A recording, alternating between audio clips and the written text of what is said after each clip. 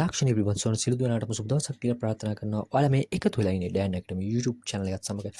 අද මේ වීඩියෝ එකකින් කතා කරන්නේ Samsung Galaxy A06 මොබයිල් එකේ කොහොමද fingerprint එක සෙට් කරගන්නේ කියලා තමයි.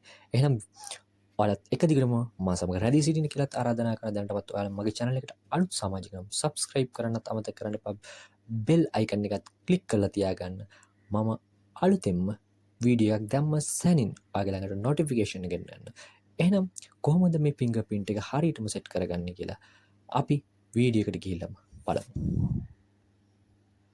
මුලින්ම ඔයාලට කරන්න තියෙන settings කියලා option එක click කරගෙන එතනින් security and privacy කියලා යටතේ ඊට පස්සේ ඔයාලට පේනවා මේ විදිහට lock screen කියලා. මම ඉස්සර වෙලා password එකක් දීලා set කරගත්ත නිසා දැන් අපි යන්නේ fingerprint කියන option එකට ගිහලා continue කියලා දෙන්න. ඔයාලට මේ විදිහට.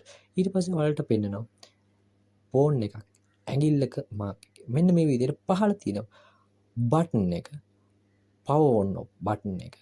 ඔයාලට මේ විදිහට තමන්ගේ ඇඟිල්ලකින් touch කරගන්න එක තමයි තියෙන්නේ.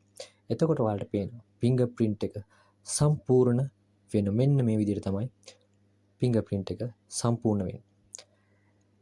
100ක් උනාට පස්සේ fingerprint එක ඔයාලට කරන්න තියෙන්නේ done කියලා button එක මේ ආකාරයට click කරගන්න. ඊට පස්සේ ඔයාලට පේනවා ඇති මෙන්න මේ විදිහට තමයි fingerprint එක mobile Samsung A06 එකට හරියටම set කරගන්න.